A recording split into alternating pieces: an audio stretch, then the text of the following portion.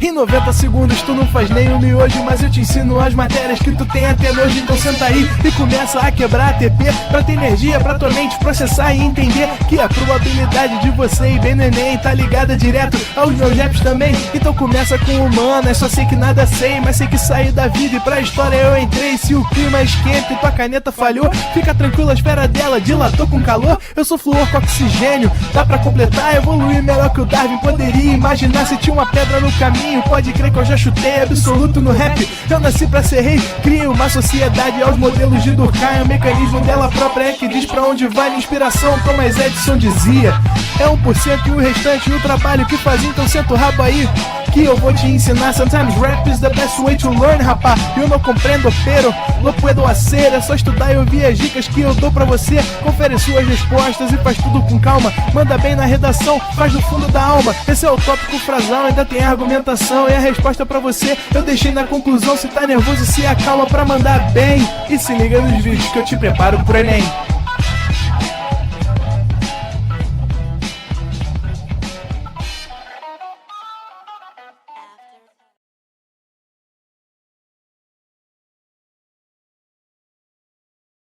Estamos ao vivo, estamos online, Dieguinho?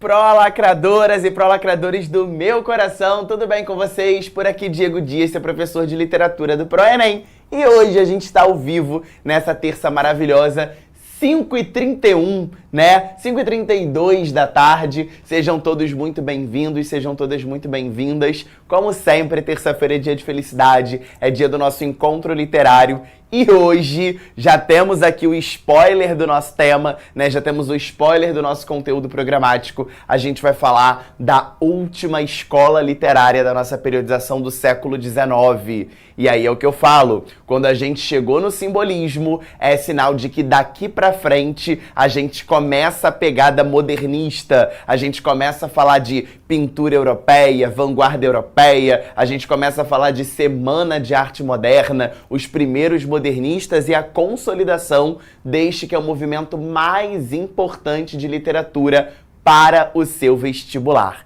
Então a aula de hoje é um grande divisor de águas, né? A gente começa a se despedir dessa influência de literatura do século XIX, já vai ter o TBT aqui para você ver, e já tenha em mente que a partir das próximas aulas a gente começa a dar os primeiros passinhos para o entendimento e para a consolidação do modernismo no Brasil, que de fato é a escola mais importante, é a mais relevante e, claro, a que você deve ter, né, a sua atenção máxima para que a gente tenha sucesso na prova do Enem. Tá bem? Vamos lá! Todo mundo ali dando boa noite. Criei meu bebê, @Osmarfilho. Daniela, criei meu bebê. O que... oi, meu bebê. Nossa, viajei aqui. O criei tava em cima. Oi, meu bebê. Ah, tá. Eu já tava pensando, Daniela, que bebê é este, tá? Vamos ver ali a nossa plataforma. Lorena, boa tarde, pessoal. Prof. Produção. Loreninha, um beijo, esteja super bem-vinda. Quem mais aí na nossa plataforma falando? Julinha, boa tarde, minha querida. Maria Paula Ataíde Terra Silva. Esse sobrenome é conhecido, hein? Um beijo pra você, minha linda. Fique com Deus. Karina, Maria Paula novamente. Júlio César Paula. Laís, Marcele, Rayane, oi, Didi. É Didi ou oi? Tem uma luz ali bem em cima. Diel, né? Diel, um beijo. Enfim, galera, sejam todos muito bem-vindos. Estamos aqui ao vivaço, online. O bullying ali, boa tarde, Gugu, né? Bom, minha mãe vive falando que o professor é muito bonito. Brena, olha, muito obrigado, um beijo pra mãe de Brena, tá? Mas vale dizer que, ó, daqui a poucas horas é dia dos namorados e o professor que vos fala passará mais um ano sozinho. Sozinho não, que hoje eu vou pra casa da minha avó, meu amor. Quem tem amor de vó tem tudo nessa vida, né? Passei o dia ontem com a minha avó e vou voltar pra lá hoje, que eu quero dormir de conchinha com a minha avó hoje, tá? Amor de vó é muito melhor que esse amor de macho aí que a gente, né, dá mole pra qualquer um, fica achando que macho vai ser a solução da nossa vida, ó. Cansei, entendeu? Agora, meu amor, minha avó, minha mãe, meu afilhado e meus alunos. Acabou, não quero mais saber de namoro. Pronto, falei, sou sagitariano, né? Vamos chorar juntos. Não vamos chorar juntos, tá? Não vamos chorar juntos porque o dia dos namorados é amanhã, mas todos os outros dias, dia do solteiro e tá tudo certo. Renanzinho tá casado, tá namorando? Solteiro. Casado com Vasco, né? Casado com Vasco. Lá vem outra surra, né? Que agora é Vasco e Palmeiras, pelo que consta na tabela do Brasileiro, né? Outro 6-1. Querendo apostar, Renanzinho, a gente tá aí aberto a apostas, tá? Como é que é? Beach Pro, né? Faça suas apostas. 6-1 de novo. Eu acho que vai ser 6-1 de novo. Mas, meus amores, vamos começar então nossa aula de hoje com a recomendação de literatura. Vou recomendar a você um livro que, quando eu vi a primeira vez na livraria, eu achei que fosse um livro infantil. Rachei minha cara, né? A Parte que Falta. Cara, que livro lindo, que livro fofo e que livro que me fez acabar em lágrimas. Vocês não têm noção, gente. Eu me acabei em lágrima lendo A Parte que Falta. É um livro que você pega, parece aquele livrozinho bem infantil, que você vai lendo, né? Historinha de essa criaturinha que falta aqui uma parte dela, né? Como se fosse uma pizza que alguém tirou uma parte. E aí é legal que ele vai vendo que ele nunca tá satisfeito. Conhece esse livro? Conhece essa história? Cara, que livro fofo. Que livro fofo. E que livro que traz ensinamento, apesar de ser bem leve, né? Porque no final, gente, chora muito. Eu chorei muito lendo esse livro, né? E vale a pena. Vale a pena porque ele resume bem no A Parte que Falta, que a gente nunca tá satisfeito com nada, né? É impressionante como que a gente nunca fica satisfeito com tantos privilégios, com tantos benefícios que a gente tem na vida. A gente sempre quer alguma coisa. E, na verdade, quando a gente quer tanto uma coisa e essa coisa chega de alguma forma, a gente se pergunta, será que isso é realmente a parte que me falta? Né? Então é uma história super lúdica. A princípio, eu acho que o objetivo era um público infanto-juvenil, né, Companhia das Letrinhas, mas, cara, é um livro que traz muito de psicanálise, é um livro que fala bastante sobre a nossa rotina, né, como que a gente se cobra o tempo todo pra gente ser o melhor, pra gente não poder falhar, como que a gente almeja determinadas coisas que muitas vezes são padrões inatingíveis, inalcançáveis, mas mesmo assim é a parte que nos falta, né? Então fica aí a dica de leitura pra semana. É um livro encantador, mas que no final tem uma mensagem bastante comovente. Algumas pessoas veem essa mensagem final num sentido positivo, né, num sentido de conselho, mas de fato é uma mensagem bastante sugestiva e bastante expressiva, ainda mais num ano tão turbulento que é o seu ano de vestibular, tá bom? Então fica aí a minha recomendação para você, A Parte que Falta. Beleza? Bom, vamos começar pelo nosso TBTzão.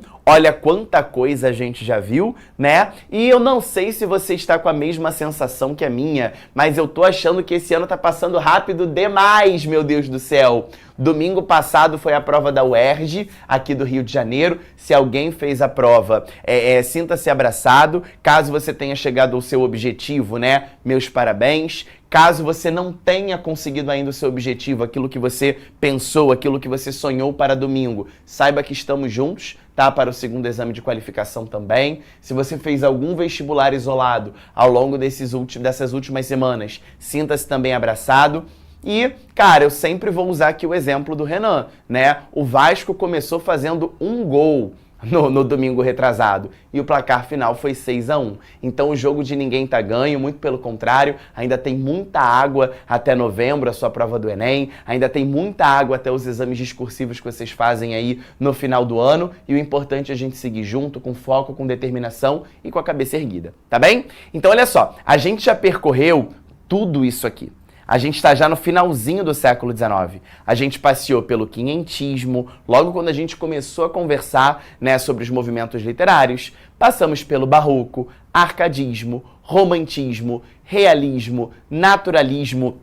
Na semana passada conversamos sobre o parnasianismo e agora a gente está diante do simbolismo. Eu quero que você repare duas coisas. Primeiro, que essas escolas aqui, ó, realismo, naturalismo e parnasianismo, as nossas 3 últimas aulas, as nossas 3 últimas semanas, elas estão englobadas dentro da mesma casinha. Tu percebeu isso? Olha só, realismo, naturalismo e parnasianismo dentro de um mesmo bloco. Por quê? Aqui nós estamos falando do século XIX na sua essência científica, né? Exatamente a Revolução Industrial no seu segundo momento, a Revolução Científica comandando não só a biologia, física, química, matemática, mas também o campo das artes, beleza? Sobretudo a literatura. Não à toa, no realismo e no naturalismo, a gente percebeu uma sociedade dividida, né? Exatamente uma dicotomia social. De um lado, a burguesia sendo criticada pelo realismo, do outro, o proletariado sendo criticado no naturalismo. E aí, na semana passada, a gente viu que o parnasianismo era uma tendência da poesia, uma poesia completamente antirromântica, uma poesia que soava muito mais ciência do que de fato romance, do que de fato lirismo, né? Então a gente percebeu que esse parnasianismo, ele estava pautado naquele ideal de arte pela arte, e a arte só deveria servir a ela própria, né? A arte, ela estava muito pautada no parnasianismo numa postura antirromântica. Mas eu costumo dizer, né, que esse movimento aqui, final do romantismo, parnasianismo e simbolismo, dentro do teor poético, é aquele famoso bota casaco e tira casaco, bota casaco e tira casaco. Como se fosse um dia de outono, né, em que a temperatura começa baixinha, você sai de casa com casaco, ao longo da tarde, né, esquenta, você arranca o casaco e de noite você bota o casaco de novo. Dá pra gente fazer essa analogia. Por quê? Vamos fazer aqui um retorno ao romantismo. O que vai caracterizar a poesia romântica? Exatamente o excesso de subjetividades, exatamente o excesso de expressividades. Não à toa a segunda geração é chamada de ultrarromantismo, em que eu tenho a idealização do amor, a idealização da mulher, a idealização da morte. Isso você já conhece. Então era o nosso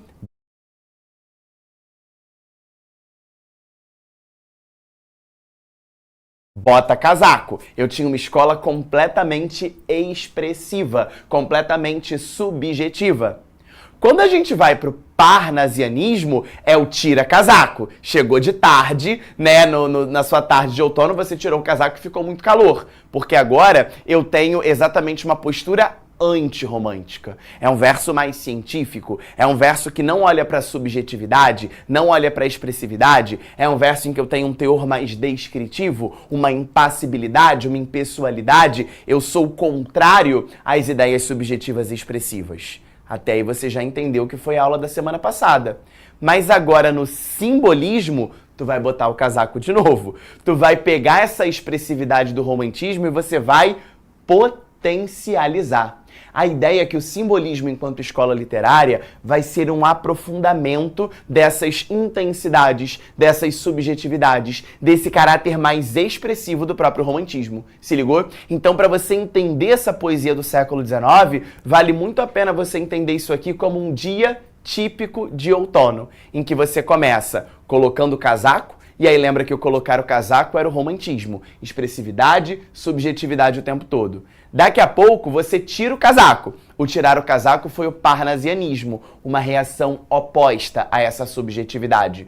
Mas chegou a noite novamente. E com a noite você começa a sentir muito frio de novo. E aí você bota o casaco. E botar o casaco tem a ver com simbolismo, tem a ver com resgate, uma retomada dessas expressividades, né? Exatamente dessa sugestão que era a escola romântica, beleza? Então perceba aqui altos e baixos em tendências literárias, né? O romantismo potencializando expressividade, o parnasianismo valorizando o verso científico, e quando a gente olha para o simbolismo, existe um aprofundamento, um resgate mais profundo desses valores subjetivos e sugestivos. Tudo bem? Então vamos lá. Qual é a imagem que eu quero que fique no seu coração quando a gente conversa sobre o simbolismo? A imagem de um universo onírico. Essa palavra vai ser decisiva para esse movimento literário, porque o universo onírico significa o universo dos sonhos, o universo da imaginação, o universo de uma fantasia potencializada. Por isso que a gente chega a uma analogia de que o simbolismo vai ser um aprofundamento do próprio romantismo, vinculado aqui a essas imagens que não são imagens verossímeis, não são imagens que eu consigo encontrar uma verossimilhança com a nossa realidade. Pelo contrário, eu tenho uma fuga dessa realidade. Daí o nome da escola literária. Quando eu tenho uma escola literária chamada de simbolismo, eu vou valorizar símbolos, eu vou valorizar analogias, imagens vinculadas ao sonho, para que eu possa fugir da realidade em que eu estou. Lembra que essa característica lá no romantismo fica conhecida como evasão. Lembra disso? O que era para o romantismo uma evasão? Uma fuga da realidade. A mesma coisa vai acontecer no simbolismo, só que agora de forma potencializada. Daí uma tendência a buscar um universo onírico. E meus amores, por que será que um poeta simbolista, por que será que um escritor simbolista opta por esse procedimento de evasão? Simples. Estamos falando aqui do século XIX, finalzinho do século XIX. Eu te pergunto, o início do século XX, e eu quero a sua resposta aí no chat, tá? O início do século XX, historicamente, o início do século XX é marcado por qual fato histórico? Responde isso pra mim no chat. Coloca aí pra mim em letras garrafais. O primeiro momento do século XX, quando a gente olha para o século XX em formação, o que acontece como fato histórico de cara que muda o rumo da história mundial? O que acontece exatamente no início do século XX, historicamente falando, que vai mudar o panorama da realidade mundial? Diz para mim, guerra. É isso aí, Renan. É isso aí, Cairo. Primeira Guerra Mundial. Galera, a Primeira Guerra Mundial não acontece da noite pro dia. Ninguém estala os dedos e fala, vou aqui montar uma trincheira, vou aqui dar um tirinho no país inimigo, vou aqui matar um soldado que não é do meu país. Não é da noite pro dia. As coisas se preparam na história. E, infelizmente, a história se repete várias vezes, né? Infelizmente, a gente vê que a história repete seus próprios erros. Mas quando a gente olha para esse finalzinho do século XIX, é como se eu estivesse montando o cenário. É como se eu estivesse montando o palco para o que está por vir. Então, eu vou olhar para esse final do século XIX de maneira tensa. Não é verdade? Eu vou olhar disputas militares, disputas econômicas. Então eu tenho que entender esse final do século XIX como uma consequência drástica da Revolução Científica. Como que o avanço científico proporciona a própria Primeira Guerra Mundial. Exemplo, indústria bélica. Então eu olho para esse final do século XIX não de maneira romantizada, mas eu olho para esse final do século XIX como um movimento de tensão para o que está por vir. E esse poeta simbolista, assim, vai percorrer o caminho de evasão. Ele olha para o contexto hostil, ele olha para o contexto da guerra e ele não quer se envolver nesse contexto. É um contexto pesado, então ele opta pela criação do universo onírico. Daí essa relação do simbolismo com o romantismo. É uma tentativa de evadir, é uma tentativa de você sair exatamente do campo de uma guerra tão pesada como foi a Primeira Guerra Mundial. Beleza? Então o contexto histórico, para que ele fique na sua cabeça, vamos lá. Esgotado o momento de euforia decorrente dos avanços científicos e tecnológicos. Final do século XIX, período de dúvidas e inquietações. Por quê? Disputas econômicas e militares, instauração de guerras mundiais começa a ganhar forma, surgimento, de uma grande onda de pessimismo, no qual submergiam muitos artistas dessa geração, o que a gente vai entender, sobretudo em história da arte, como decadentismo. Ou seja, há uma certa decadência vinculada a esse esgotamento,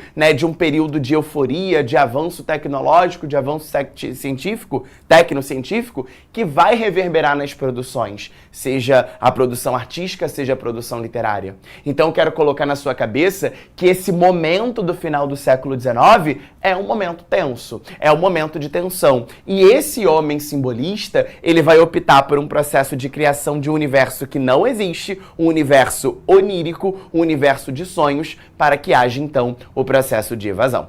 Tudo bem? Vamos lá, então vamos organizar esse rolê aí no seu caderno para você começar a montar o mapa mental da aula de hoje. A razão que vinha até então ocupando um lugar hegemônico, ou seja, de destaque, deixou de ser vista como uma forma de explicar todo e qualquer fenômeno existente. O homem, aberto ao desconhecido, voltou a valorizar, olha a ideia aqui do romantismo de volta, ó, a religiosidade, o misticismo, a fuga à realidade, que a gente vai chamar de evasão, o sobrenatural, lembra da segunda fase, da segunda geração, né, do romantismo, mal do século, ultrarromantismo, o onírico, que é exatamente essa correlação com o mundo dos sonhos, e o inconsciente humano. Galera, esse estudo do inconsciente humano vai começar a ganhar uma forma muito importante, muito relevante, né, para esse final do século XIX, início do século XX.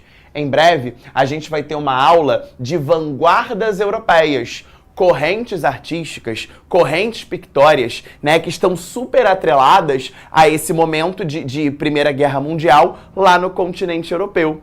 E aí nós vamos ver uma vanguarda chamada surrealismo, que é exatamente uma vanguarda que vai pegar esse inconsciente, pegar esse universo onírico e transformar em forma de quadro, né? Pegar exatamente esse quadro e depois inspirar a poesia modernista aqui no Brasil, beleza? Então essa exploração de tendências do inconsciente, de psicanálise, as ideias de Freud, né? A pintura de Salvador Dalí, tudo isso começa a ganhar forma justamente por influência dessa análise do inconsciente, dessa válvula de buscar um universo onírico. Beleza? O poeta simbolista, ao perceber a falência do racionalismo, olha o que eu escrevi para você. A falência do racionalismo é exatamente uma descrença no próprio avanço tecnológico. Toda aquela euforia do início do século XIX passa a ser questionada. Pô, beleza, teve avanço tecnológico, teve avanço científico, mas será que isso gerou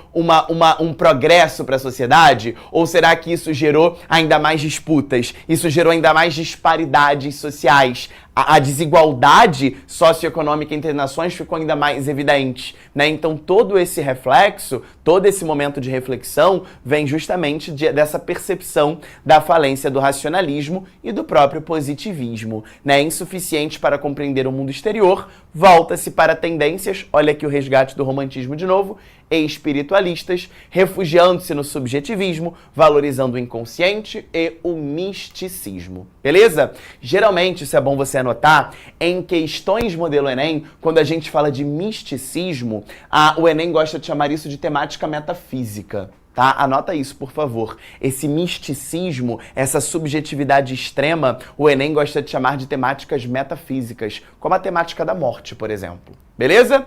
Para os artistas simbolistas, o mundo é decepcionante e triste. No eu é que residem as respostas para suas angústias. Suas sensações eram expressas por tentativas de, olha aqui a palavra, simbolizar, daí a ideia do simbolismo, por meio de metáforas, seu mundo interior.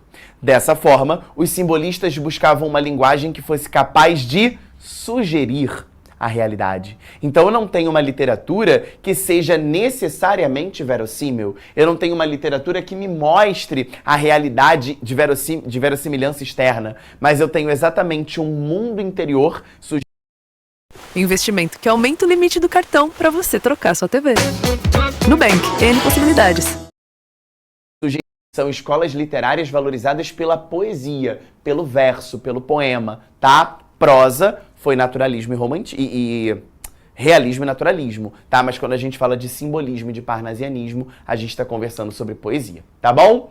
E aí, sempre que você pede, eu faço pra você. Eu sei que vocês gostam muito quando eu faço esses quadrozinhos comparativos, né, da escola literária da semana passada para a escola literária desta semana. Então, como prometido, né, aí está agora um quadro comparativo entre semana passada, parnasianismo, e esta semana, simbolismo. Vejamos. Parnasianismo, culto à natureza, enquanto o simbolismo vai para o culto ao sonho. Exterioridade no parnasianismo, interioridade no simbolismo. Lembra que lá no parnasianismo a gente tinha, por exemplo, a descrição de um vaso chinês. Era o aspecto exterior, era a arte pela arte, era o estereótipo. Agora, no simbolismo eu tenho um culto à interioridade. Parnasianismo, retorno à cultura clássica. Lembra? Montes Parnasos. Lembra disso? Morada mitológica. Já no simbolismo eu tenho um retorno ao romantismo.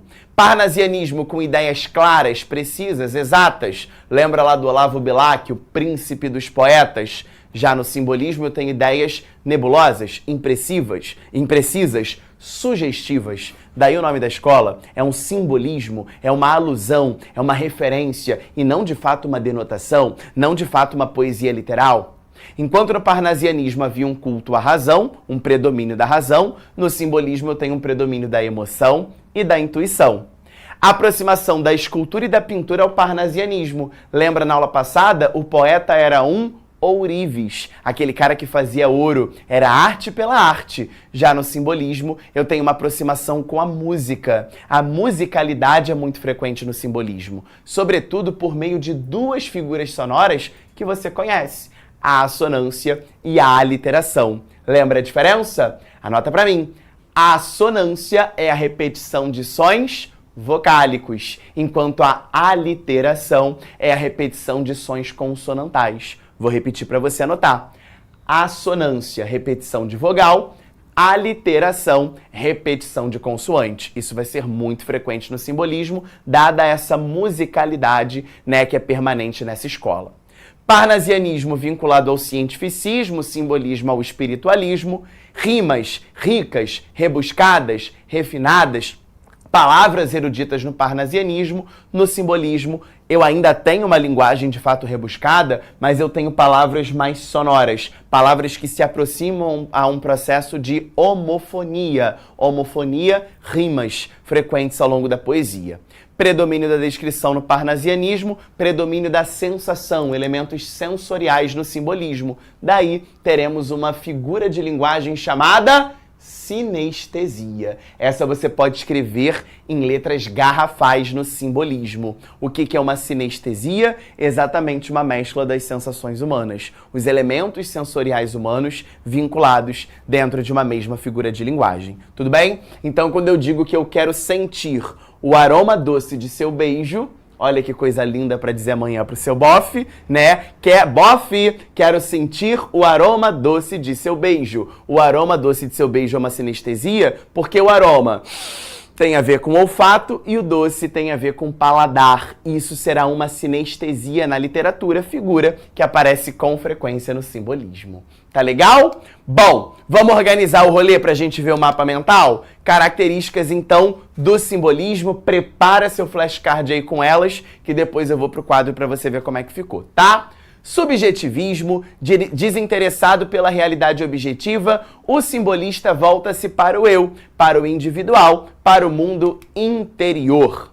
Misticismo e espiritualismo. Se liga que essas palavras que aparecem no início de cada quadrinho de característica geralmente aparecem nas opções de resposta quando o simbolismo aparece na sua prova do Enem, tá? Misticismo e espiritualismo. Contrário ao cientificismo e ao materialismo, o simbolista tem uma atitude mística diante da vida.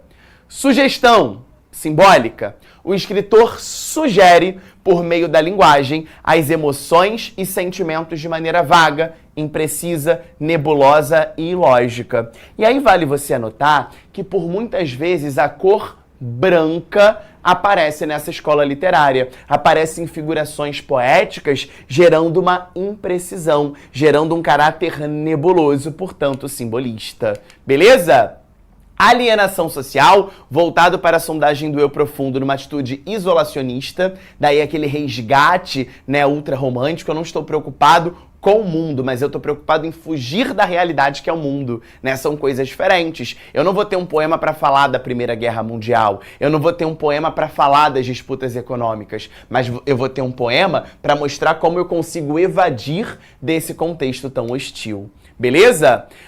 Transcendentalismo, essa palavra é muito importante pra gente, né? Essa figuração metafísica, esse fugir daquilo que é realidade, né? O simbolista acredita que somente na transcendência da matéria, na sua reflexão, no seu inconsciente, é que o homem se descobre. Empregos de sinestesias, a gente acabou de comentar, combinações entre diferentes sentidos para expressar imagens e sensações. Musicalidade, a aproximação entre poesia e música, valorizando ritmos, aliterações, assonâncias e ecos. Lembrando a você, aliteração, repetição de consoante, assonância, repetição de vogal. Uso de vocabulário místico e litúrgico. A gente percebe palavras como alma, infinito, essência, cânticos, hinos, palavras que nos remetem a essa expressividade, essa simbologia. Beleza? E mais um caráter importante, linguístico, para a gente analisar na poesia simbolista, é que determinadas palavras aparecem com letra inicial maiúscula. Como se eu pegasse um substantivo comum, por exemplo, a palavra sol. A palavra sol, a palavra noite, são substantivos, alma, são substantivos comuns. Então, eles devem ser escritos com letra minúscula. A minúsculo em alma, S minúsculo em sol, N minúsculo em noite. Mas é comum atribuir um caráter mais simbólico, um caráter mais sugestivo a essas palavras no simbolismo. Por isso que, frequentemente, elas são escritas com iniciais maiúsculas, beleza? Nossos dois grandes nomes da poesia simbolista no Brasil. O mais importante de todos, quando cai simbolismo no Enem, ele é o grande nome Cruz e Souza. Mas fique atento que o Alfonso de Guimarães também pode aparecer, evidentemente, na sua prova. Tá legal? Eu vou colocar duas questões modelo Enem. E o que vai acontecer? A gente vai ler a poesia, né? Porque a gente ficou muito no campo teórico e a gente não teve o contato com a poesia simbolista. A gente vai ter agora nas duas questões que eu separei para vocês, tá? Mas antes, eu quero ver o mapinha mental com você e aí a gente vem para as duas questões. As duas são questões do Enem. Combinado? Vamos lá, meu diretor, por gentileza. Olha aí que coisa linda. Vou chegar para cá. Hoje dá até para eu ficar aqui, ó.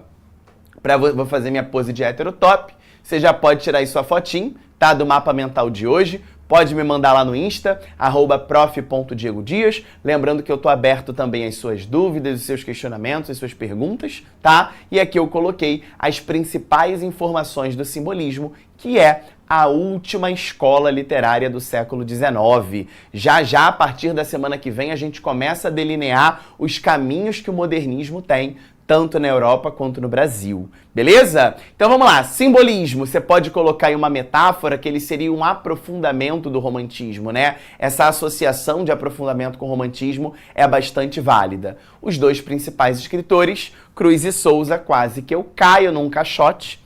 Imagina a cena que seria, isso aqui seria homofobia pura, né? No mês do orgulho, eu caindo num caixote de feira que está aqui no meio do palco. Não. É caixote de feira. São 3 tabelas, pelo amor de Deus. Pelo amor de Deus. Como é que é o nome técnico? Utensílio cinematográfico, 3 tabelas. Não. Vou subir nela então. Caixote de feira, pelo amor de Deus, ó. Ih, fiquei alto, tá? É, gostei mesmo. Como é que é o nome? 3 tabelas. 3 tabelas. Vocês sabiam que o nome disso é 3 tabelas? Eu olhei pra trás e achei que eu fosse cair num caixote. Não, e realmente ele faz um efeito, ó. Olha aqui, quantos centímetros tem isso? Uns 10, né? Ó. Nossa, tô me sentindo, só que eu tô com medo de cair. Ó, então vamos. Aprofundamento do romantismo. Levei um coió de Renan, vocês perceberam, né? 3 tabelas, não é caixote de feira. Vamos lá. Aprofundamento. Tira uma foto minha e me bota lá. Olha como é que eu tô alto. Parece até que eu sou muito alto aqui, ó. Não parece, Renan?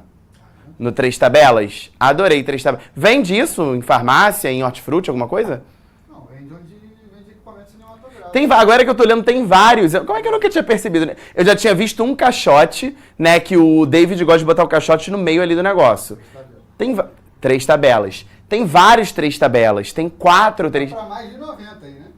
Imagina. Eu vou bater no teto nesses 3 tabelas. Que loucura. Vamos lá então. Cruz e Souza e Alfonso Guimarães. Galera gosta da baixaria lá. Todo mundo rindo da minha cara, né? Quase que eu caí aqui. Só não ganhou o Dia da Barata do ano passado. Lembra o Dia da Barata do ano passado? Essa foi icônica. Acho que era Juan ou era você? Era Juan, né? Juan. Eu dando aula. Gente, vocês não têm noção. Eu tenho pavor de barata. Pode aparecer o que for, mas barata eu entro em desespero. Eu dando aula, eu não lembro qual era o bicho. Não era exatamente uma barata, tá? Mas era algum bicho. Era alguma coisa que se moveu no chão. Eu travei, eu não conseguia mais falar, porque o negócio vinha andando na minha direção e eu não conseguia mais falar nada. Essa aula foi icônica, verei até figurinha, tá? Então vamos lá, características principais: culto ao sonho, universo onírico, tá? Que é uma palavra muito relacionada à estética simbolista, interioridade, subjetividade, ideias sugestivas, predomínio da emoção, sonoridade pautada em assonância e aliteração, lembra pra mim? Assonância, repetição de vogal, aliteração, repetição de consoante, espiritualismo, misticismo, sinestesia, essa mescla de elementos sensoriais e a valorização da cor branca são as principais características. Vou descer do caixote com cuidado, né, para não cair, como quase fiz, e vamos às questões, dá seu printzão aí, tá? E vamos às questões da aula de hoje. Vamos que vamos. Como eu sempre te dou a dica, começa pelo enunciado, tá? Olha o bizuzinho aqui, ó. Cruz e Souza. Na hora da prova, viu que a Cruz e Souza é simbolismo. Simbolismo potencializa romantismo nisso aí. Olha já o título do poema, né? Cárcere das almas, né? Vamos lá. Os elementos formais e temáticos relacionados ao contexto cultural do simbolismo encontrados no poema Cárcere das Almas de Cruz e Souza são... Vamos ler então. Cárcere das Almas, que é um clássico da poesia simbolista no Brasil. Repare a presença ainda do soneto. Se ligou o 4, 4, 3, 3, né? Versos com a mesma metrificação, ou seja, ainda é uma poesia no formato de soneto. Cárcere das Almas. Ah, já começa expressivo, né? Ele já começa com uma interjeição. Ah, toda alma num cárcere anda presa, soluçando nas trevas entre as grades do calabouço, olhando imensidades, mares, estrelas, tardes, natureza. Então a gente começa, né, a perceber exatamente essa intensidade, essa subjetividade, essa expressividade. Repare no teor dramático, soluçando nas trevas, né, exatamente uma potencialização daquele ultra-romantismo, né? E aqui eu tenho elementos que surgem como atos simbólicos. Mar, estrela, tarde, natureza, são elementos místicos, né, que surgem na poesia como essa ideia simbolista. Tudo se veste de uma igual grandeza quando a alma entre grilhões as liberdades. Sonha e sonhando as imortalidades, rasga no etéreo o espaço da pureza. Olha que espaço da pureza com inicial maiúscula, né? Mostrando exatamente essa imagem mais nebulosa. Espaço da pureza é algo que não está preenchido, né? É algo que ainda está impreciso, é algo nebuloso. E aí ele valoriza isso com inicial maiúscula. Ó almas presas, mudas e fechadas, nas prisões colossais e abandonadas, da dor no calabouço atroz funéreo. Dor aparece de novo com inicial maiúscula e faz total sentido a palavra dor ganhar uma imagem hiperbólica, né, com essa inicial maiúscula, porque eu tô aprisionando a minha alma, eu tô aprisionando quem eu sou, eu tô aprisionando o meu ser. Então faz total sentido a palavra dor estar com letra maiúscula, tá? Nesses silêncios solitários graves, que chaveiro do céu possui as chaves para abrir-vos as portas do mistério.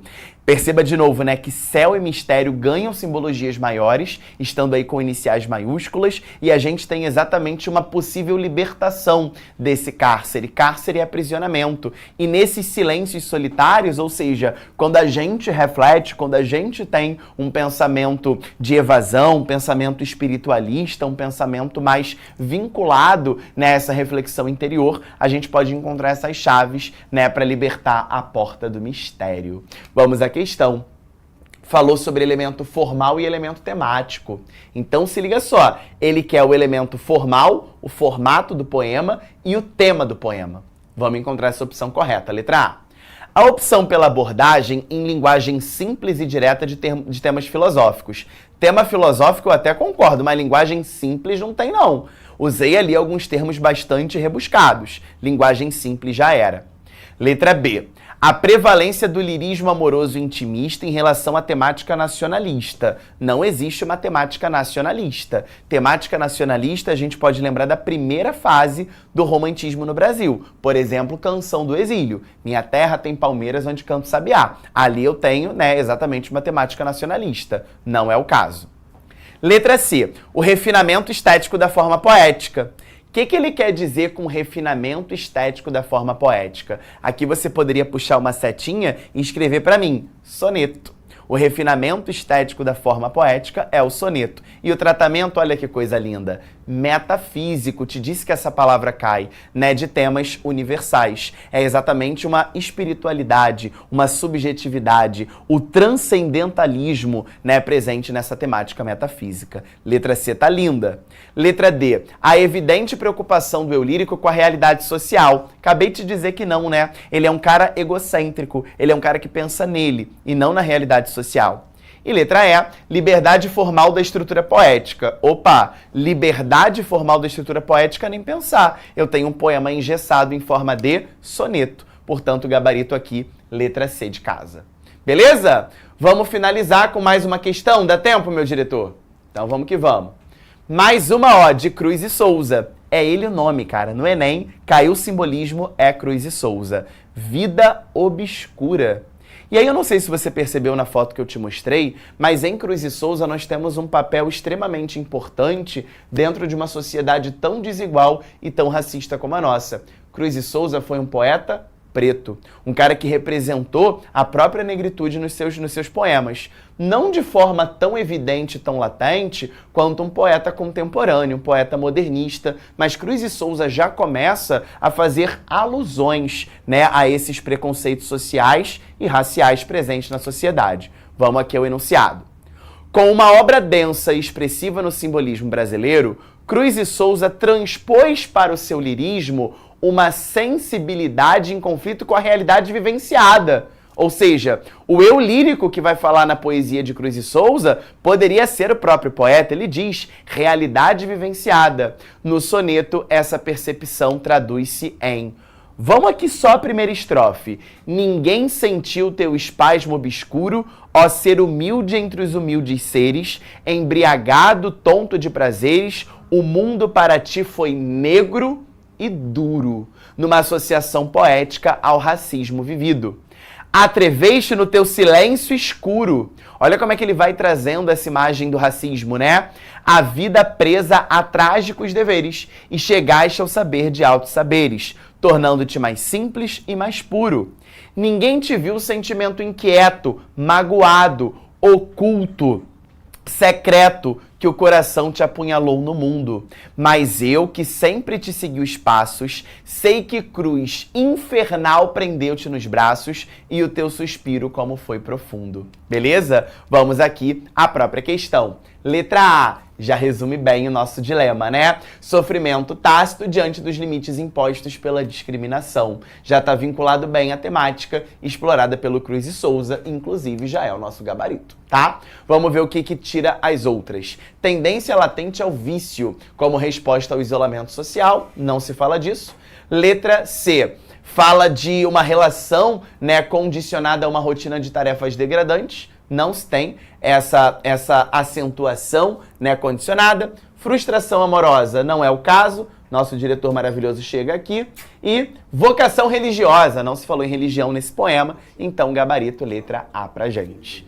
Tá legal, meus amores? Então, a gente finaliza século XIX hoje com a frase que eu tanto repito pra vocês: nada é tão nosso quanto os nossos sonhos. Semana que vem, a gente já começa a dar os primeiros passos para entender a configuração do modernismo no Brasil. Ainda não vai ser uma aula de modernismo, mas exatamente uma despedida desse século XIX e o início das tendências artísticas do século XX. A gente vai falar muito de como que a pintura impressionista, ela começa a trazer pra gente um ar de modernidade, tanto para o campo da pintura, principalmente para o campo literário. Mas isso é um papo para a semana que vem, terça, tô te esperando às 5h30, tá bom?